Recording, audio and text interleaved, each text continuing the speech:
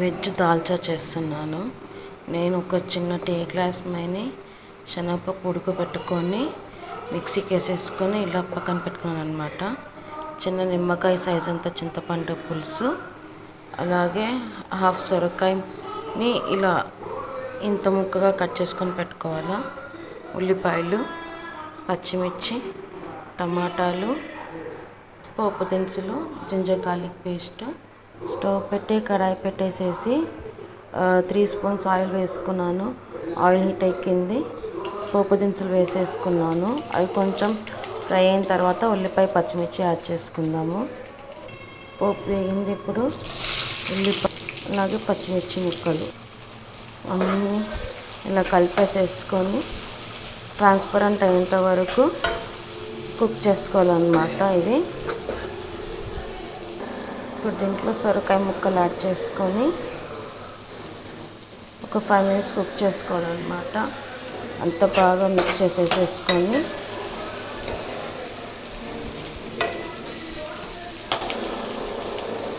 మూత పెట్టి ఒక 5 మినిట్స్ కుక్ చేసుకున్నాము. 5 మినిట్స్ తర్వాత మూత తీసేసి దీంట్లో కొంచెం జింజర్ గార్లిక్ పేస్ట్ యాడ్ చేసేసుకొని ఒక 2 మినిట్స్ ఫ్రై చేసుకుందాం. అల్లంపై పేస్ట్ పచ్చివాసన పోయేంత వరకు ఇలా బాగా ఫ్రై చేసేసుకొని నెక్స్ట్ టమాటాస్ యాడ్ చేసుకుందాం. దీంట్లో పచ్చి స్మెల్ పోయింది. ఇప్పుడు టమాటాస్ యాడ్ చేసుకొని కదపకుండా మూత పెట్టేసేసి టమాటాస్ కంప్లీట్గా కుక్ అయ్యేంత వరకు కుక్ చేసుకుందాము. మూత తీసి ఒక్కసారి అంతా మిక్స్ చేసేసుకున్నాము. టమాటాస్ కొంచెం సాఫ్ట్ అయినాయి. ఇప్పుడు దీంట్లో స్పైసెస్ యాడ్ చేసుకున్నాము. పసుపు మీ రుచికి సరిపడ, చిన్న స్పూన్ కాబట్టి నేను ఒక 2 స్పూన్స్ వేసి, కారం 1.5 స్పూను, కొంచెం Kashmiri red chilli powder flavour కోసం వేసుకున్నాను నేను. అన్నీ ఒకసారి బాగా మిక్స్ చేసేసుకొని ఒక 5 మినిట్స్ కుక్ చేసుకున్నాము.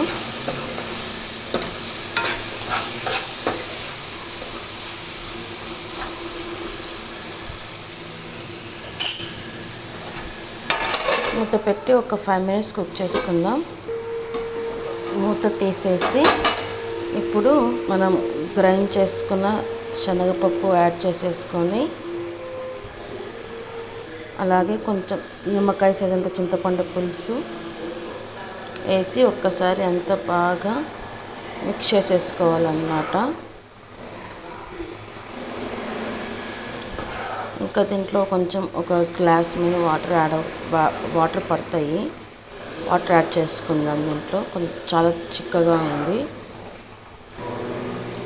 గ్లాస్ వాటర్ యాడ్ చేసేసుకొని మళ్ళీ ఒక్కసారి అంతా బాగా మిక్స్ చేసుకున్నాము.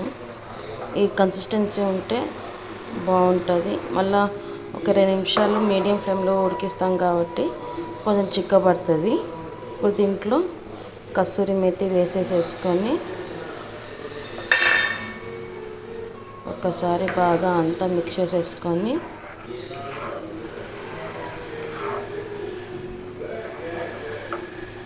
మూత పెట్టేసేసి మీడియం ఫ్లేమ్లో ఒక 20 మినిట్స్ కుక్ చేసుకుందాము.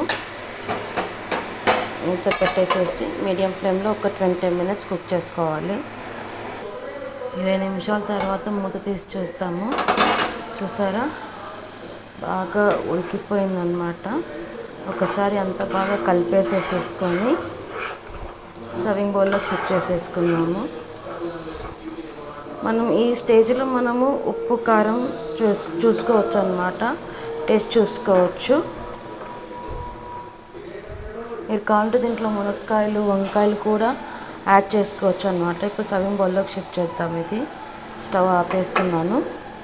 అంతే, simple and easy veg dalcha ready అన్నమాట. ఇది రైస్లోకి పక్కన ఆమ్లెట్ కానీ ఆవకాయ కానీ చాలా బాగుంటుంది. తప్పకుండా మీరు కూడా ట్రై చేయండి. ఈ వీడియో కనుక నచ్చినట్లయితే లైక్ చేయండి, షేర్ చేయండి, కామెంట్ చేయండి, సబ్స్క్రైబ్ చేసుకోండి. Please do like, share and subscribe to Teju creations. Thanks for watching. Bye.